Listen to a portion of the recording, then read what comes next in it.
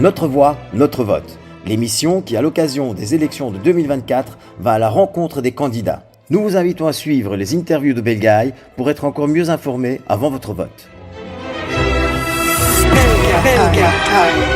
Bonjour à toutes, bonjour à tous. Bienvenue dans un nouvel épisode de Notre Voix, Notre Vote. Et aujourd'hui, nous avons le plaisir de nous entretenir avec Lisa Abadian, qui sera donc 22e sur la liste MR AXL ce 13 octobre prochain. Donc, n'hésitez pas. Lisa Abadian, 22e liste MR AXL. Bonjour Lisa. Bonjour Linda. Alors, nous ici, au niveau de la communauté, on te connaît déjà très bien. Tu es une fervente responsable communautaire qui soutient énormément d'activités depuis déjà plus de 20 ans, je pense. Et aujourd'hui, tu te lances dans les élections ixelloises. Alors, est-ce que tu peux nous parler un petit peu de ton parcours et qui tu es, et qu'est-ce qui te motive et quel est ton moteur? Bien sûr. Tout d'abord, je me réjouis qu'il y a autant de candidats d'origine arménienne qui s'engagent dans notre société. Je trouve ça formidable, cet acte citoyen. Donc ça, c'est quelque chose déjà de très réjouissant. Alors, comment ça a commencé? C'est très simple. Moi, j'ai toujours vécu à Ixelles. Je suis née à Ixelles et j'ai été scolarisée à Ixelles aussi. Et en fait, il s'avère que je suis assez active et réactive contre ce fameux plan Good Move que j'ai baptisé avec d'autres Bad Move. Et donc, j'aurais réagi à des posts sur différents sites et ils sont venus me chercher. D'abord, le chef de file des engagés est venu me chercher parce qu'apparemment, je réagissais pas mal à ces posts. Moi, je réagis au contenu des posts sans vraiment me préoccuper de qui est à l'initiative du poste. Et donc, voilà, il me disait que c'était important d'avoir des citoyens actifs, réactifs par rapport à leurs idées.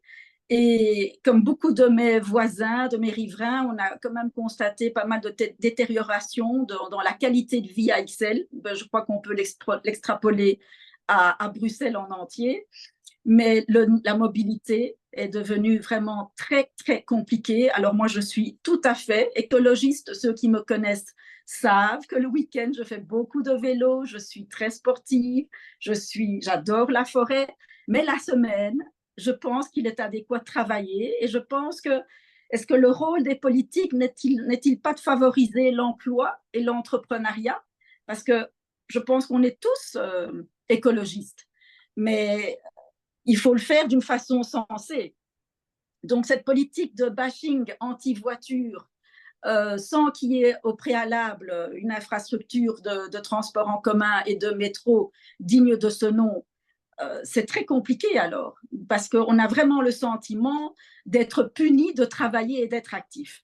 Le bois de la Cambre qui est fermé en semaine, je trouve ça aussi très décourageant pour les travailleurs, vraiment.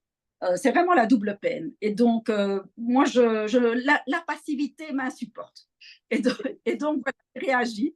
Et donc, ils sont venus me trouver. Mais comme mes idées penchent plus vers le MR, qui partagent, d'abord, ils sont les premiers à clamer haut et fort qu'ils vont revoir le fameux plan Bad Move sans tabou. Ça m'a beaucoup plu. Et puis, je pense qu'ils partagent certaines de mes valeurs. Là, je parle que pour moi. La laïcité de l'État, c'est très important pour moi. Et l'étourdissement avant l'abattage des animaux, le bien-être animal, je pense que il y a plein d'autres critères qui sont importants. D'ailleurs, je vous invite à aller voir vraiment leur programme entièrement sur leur site mrvldavecvous.be. Et il y a le programme pour Ixelles en soi, donc avec toutes les mesures liées à la sécurité, à la propreté, à la mobilité. Par exemple, Ixelles, ce qu'on a vu et ce dont les riverains se plaignent beaucoup, c'est qu'on entend partout que les caisses sont vides et pourtant, pour élargir les trottoirs, enlever les places de parking, élargir les ronds-points, là, il y a toujours des fonds. Et là, on est vraiment surpris de voir le nombre de travaux inutiles et de frais inutiles. Il y a beaucoup de riverains qui se plaignent dans mon quartier parce qu'ils ne savent plus se garer. Alors, paradoxalement, bien, tous les prix des box et des parkings montent, on n'en trouve plus non plus. Les familles, ben, c'est très compliqué, elles doivent venir déposer ses enfants, ses sacs de Deleuze, aller se garer 3 rues plus loin, ou alors louer un parking quelques rues plus loin. Enfin, tout ça fait qu'ils veulent sortir, qu'ils veulent partir d'Ixelles. Le Bruxit, c'était un de mes slogans. Bad move égale Bruxelles, avec HE2L égale Bruxit. Et voilà, donc moi, je suis pas du tout d'accord sur ces mesures-là. Et ce n'est pas spécifique à Ixelles, en fait, hein. C'est pas mal de communes bruxelloises qui sont victimes de ce plan, si j'entends bien et si je vois bien. Et surtout qui n'est pas très sécuritaire, que ce soit pour les cyclistes ou pour les piétons, puisque dans la vie de tous les jours, un automobiliste très énervé et à bout de patience, en fait, tout simplement, ou qui ne sait plus si la rue est en sens unique ou pas, parce que ça peut changer du jour au lendemain, ça devient très compliqué. Alors vous, en tant que psychologue clinicienne, que proposez-vous? Le dialogue, voilà, la concertation, ce qui n'a pas du tout été ou très peu fait par le passé.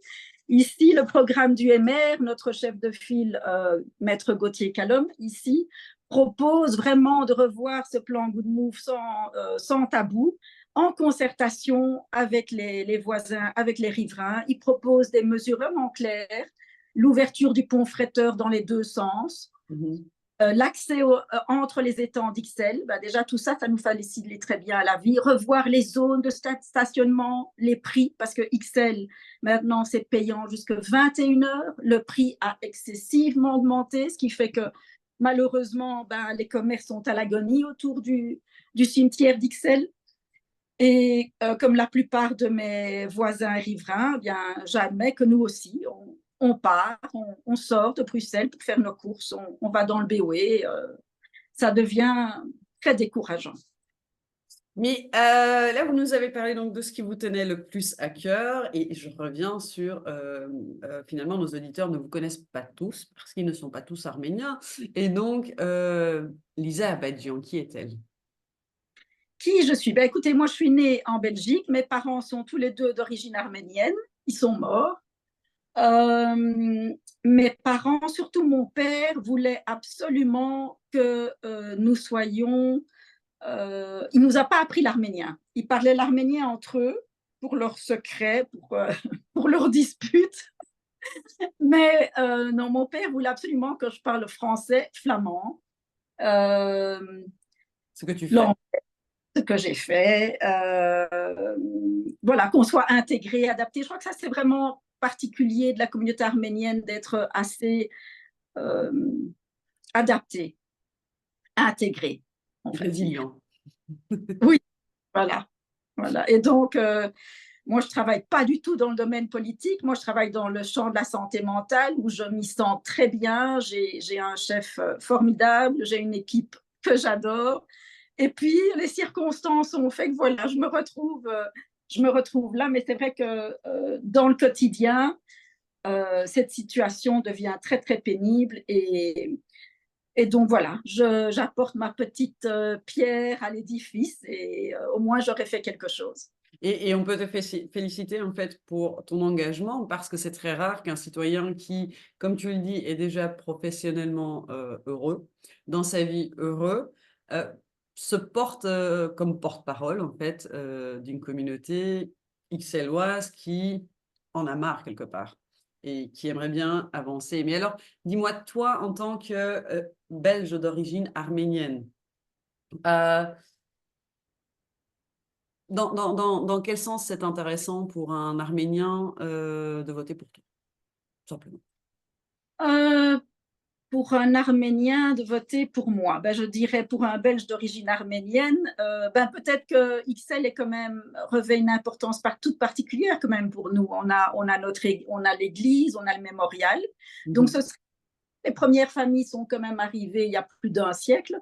Il me semble pas qu'on soit tellement représenté dans les strates de l'État. Et il me semble qu'il est plus que temps, ou peut-être adéquat, de commencer à le faire. Et donc, c'est pour ça que je me réjouis qu'aujourd'hui, il y a beaucoup de candidats qui font cet acte citoyen de s'engager. Je me demandais, mais bon, ça c'est peut-être une hypothèse plus psychanalytique, je me demandais si ce n'était pas les relégats du syndrome du dhimmi, hein, de l'époque où les citoyens arméniens étaient des citoyens de seconde zone dans l'Empire ottoman et n'avaient pas droit de se mêler des affaires de l'État. Voilà, je me demande si c'est pas ça, le fait de rester toujours discret, de ne pas faire de vagues, de ne pas faire de bruit, de s'intégrer, de se taire. Et de remercier toujours le pays qui nous accueille sur un pied d'égalité par rapport à ses autres citoyens aussi, je pense. Voilà. Mais effectivement, le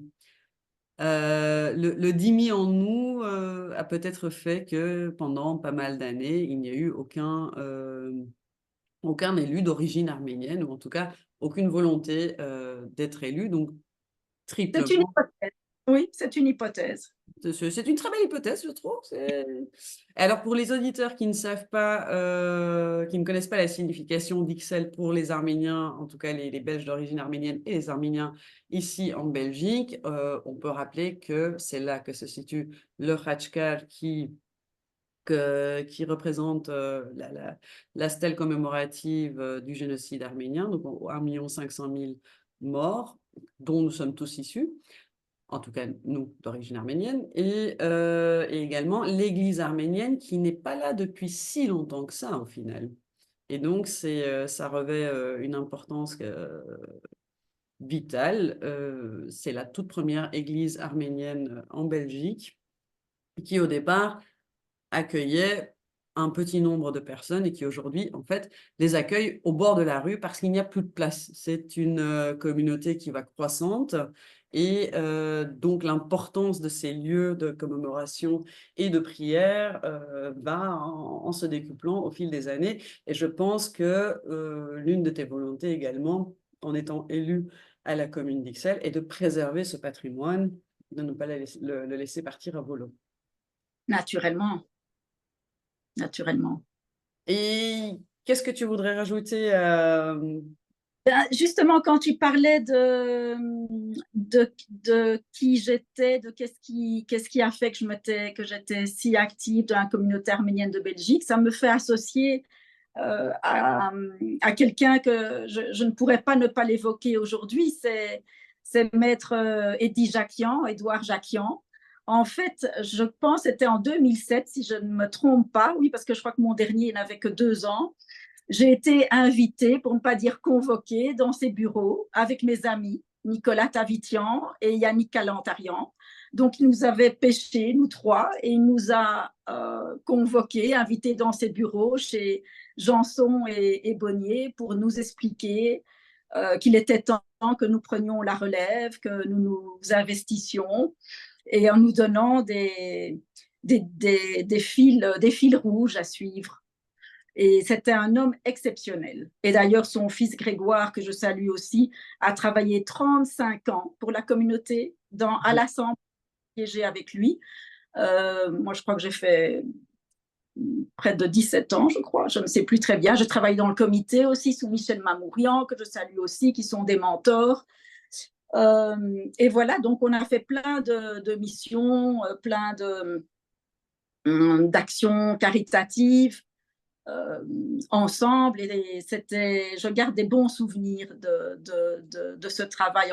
Je continue toujours à travailler avec eux sur certains plans, sur certains points précis, mais peut-être que ça, on pourra en parler une autre fois. Oui, et c'est bien de faire allusion à Maître Jacquian qui,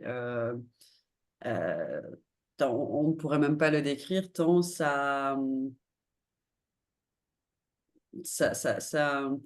mémoire est juste indescriptible parce qu'il a aidé et il a soutenu plusieurs générations d'Arméniens qui sont arrivés en Belgique, un homme dont la porte était toujours ouverte, dont le cerveau, je pense, n'est pas tout à fait égalé en Belgique, qui était le bâtonnier à Bruxelles et dont on salue la mémoire, je crois, encore tous les jours. Elisa, si Maître Jacquian vous a conseillé de continuer, alors je pense que vous êtes sur la bonne ligne et on espère de tout cœur, en tout cas, que vous serez élu aux prochaines élections, donc du 13 octobre prochain. Et maire, 22e sur la liste. Et Oui. n'oubliez pas de voter Lisa Abadian. Je dois t'interrompre 2 secondes, j'ai oublié de Dis-moi. dire quelque chose d'important. Tu vois, je ne suis pas une politicienne. Moi non plus. Vous pouvez voter sur plusieurs noms au sein de la même liste. Ça, c'est très important. Il faut que je le redise. Et alors, vous pouvez consulter toute la liste des candidats sur la liste MRXL. Vraiment une équipe très dynamique, très active. Et alors, pour la tête de liste, Maître Gauthier Calom. Et voilà, mettre plusieurs noms. Et peut-être une idée pour une prochaine interview, c'est d'inviter Grégoire Jacquian. Avec plaisir. Il ne se présente pas aux élections, donc on va attendre après les élections. Et maintenant, il prend sa retraite. Là. Il a beaucoup travaillé et à juste titre, il se retire. On pourra l'inviter de multiples fois, en fait, pour parler d'abord de son papa et ensuite de lui-même. Tout à fait. Faire comme ça. Presque 100 ans de suivi arménien ici en Belgique. Mais en tout cas, Lisa, on retient bien que le plan Bad Move, c'est pas pour vous. Donc, je pense que vous allez vous battre contre ce Bad Move. L'importance de garder les lieux de culte et de commémoration, je pense pas uniquement arménien, mais en tout cas spécifiquement arménien dans ce cas-ci, puisque vous êtes d'origine arménienne. Et le pouvoir qui vous a été donné par Maître Jacquian. C'est un petit clin d'œil. Je vous laisse le mot de la fin, donc si vous avez quelque chose à vouloir rajouter. Ce que j'avais envie de rajouter par rapport à ce bad move, c'est qu'en théorie, il n'est pas mauvais, mais en pratique, ça ne fonctionne pas. Donc, il aurait fallu, si leur objectif c'était de copier Paris et Londres, je pense qu'il fallait le copier correctement, avec d'abord une infrastructure de métro vraiment très, très efficace, comme à Paris où on n'attend que 3 minutes, et après, bashing anti-voiture. Mais là, c'est le bashing anti-voiture et il n'y a pas de solution de rechange, et je trouve ça très pénible de travailler. Enfin, on a le sentiment que c'est la double peine de circuler dans Bruxelles, ça devient infernal. Ou on le fait à pied. Oui, mais si tu as la chance de travailler tout près. Je crois que dans le Pentagone, ça marche assez bien. J'ai l'impression que pour ceux qui travaillent autour du Pentagone ou dans le Pentagone, mais pour nous, c'est pas le cas. Non, moi je suis pas assez sportive de toute façon, donc ça va pas. Mais c'est pas le point. Donc, on vous propose de retrouver Lisa Abadian le 13 octobre sur les listes MR à Bruxelles, à XL, pardon, donc à Bruxelles, en fait. Et on te remercie, Lisa, pour cette interview. On espère te revoir tout bientôt pour nous parler de sujets encore plus excitants. Merci, Lisa. Moi qui te remercie, Linda. Merci à toi.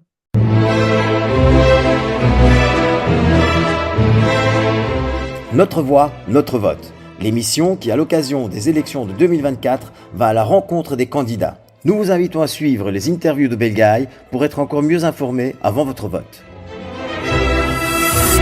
Belgaï.